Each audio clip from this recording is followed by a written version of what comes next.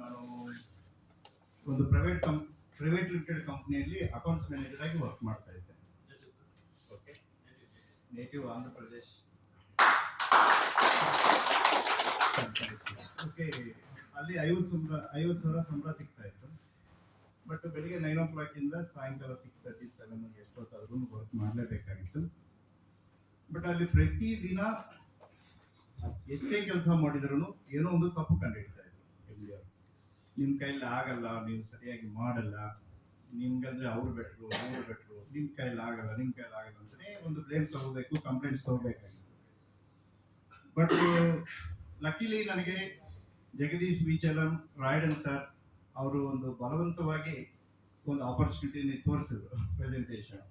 ನಾನು ಒಂದೇ ಸಲ ಏನಂದ್ರೆ 23 ಕಂಪನಿಗಳಲ್ಲಿ ನಾನು ಎಂಟರ್ ಆಗಿ ದುಡ್ಡು ಕಲ್ಕೊಂಡು ಸುಸ್ತಾಗ್ಬಿಟ್ಟಿದ್ದೀನಿ, ನನ್ನ ಕೈಯಲ್ಲಿ ಏನೂ ಆಗಲ್ಲ, ದಯವಿಟ್ಟು ನಾನು ಇದಕ್ಕೆಲ್ಲ ತೆರಿಬೇಡಿ ಅಂತ ಕೈ ಮುಗಿದಿದ್ದೆ. ಅವರು ಬೇರೆ ಎಲ್ಲ ಕಂಪನಿಗಳು ಬೇರೆ, ಅಲ್ಲೆಲ್ಲ ಕಲ್ಕೊಂಡಿದ್ದ ದುಡ್ಡೆಲ್ಲನೂ ನೀವು ಇಲ್ಲಿ ದುಡಿಯಬಹುದು, ದಯವಿಟ್ಟು ಬನ್ನಿ. ಎಲ್ಲಿ ಕಲ್ಕೊಂಡಿದ್ರು ಅಲ್ಲೇ ತಗೋಬೇಕು, ಸೊ ಎಲ್ಲಿ ಎಫರ್ಟ್ಸ್ ಹಾಕಿದ್ರು ಅಲ್ಲೇ ತಗೋಬೇಕು, ಬನ್ನಿ ಅಂತ ಹೇಳಿದ್ರು. ಇಲ್ಲ ಸರ್, ದಯವಿಟ್ಟು ಆಗಲ್ಲ, ನಿಮ್ಮಕ್ಕೋಸ್ಕರ, ನಿಮ್ಮ ಫೇಸ್ ವ್ಯಾಲ್ಯೂಗೋಸ್ಕರ ನಾನು ಒಂದು ಐಡಿ ಕ್ರಿಯೇಟ್ ಮಾಡ್ಕೊಳ್ತೀನಿ ಅಂತ ಪ್ರಾಡಕ್ಟ್ ತಗೊಂಡೆ. ಸೊ ನೇಚರ್ ಸಪೋರ್ಟ್ ಮಾಡುತ್ತೆ ಅಂತ ಹೇಳ್ತಾರಲ್ಲ ಸರ್, ನಾವು ಬೆಳೀಬೇಕು ಅಂದ್ರೆ. ಸೊ January 3 ಮಧ್ಯಾಹ್ನ ಊಟ ಮಾಡಿದ ಮೇಲೆ ನಮ್ಮ ಕಂಪ್ನಿ MD ಅವರು ನಿಮ್ದು ಇವತ್ತು ಲಾಸ್ಟ್ ಕೆಲಸ, ದಯವಿಟ್ಟು ಮನೆಗೆ ಹೋಗಿ ಅಂತ ಹೇಳಿದ್ರು. ಸೊ ಸಡನ್ ಆಗಿ ಗಾಬರಿ ಆಯ್ತು. ತಿಂಗಳಿಗೆ 50,000 ಕಮಿಟ್ಮೆಂಟ್ಸ್ ಇದೆ ಫ್ಯಾಮಿಲಿಗೆ, ಏನಂತ ಹೇಳೋದು ಅಂತ. ಸರಿ, ಸೀದಾ ಏನ್ ಮಾಡಿದೀನಿ, ನಮ್ಮ ಅಪ್ಲೈನ್ ಹತ್ರ ಬಂದೆ.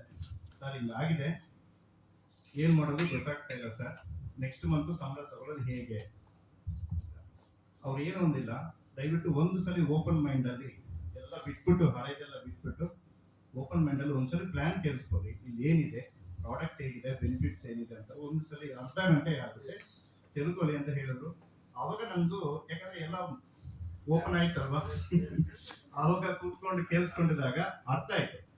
ಸರ್, January 4 ಇಂದ ನಾನು ಜಸ್ಟ್ ಆಕ್ಟಿವ್ ಆಗಿದ್ದೀನಿ. February 3 30,000 ನನಗೆ ಕ್ರೆಡಿಟ್ ಆಯ್ತು.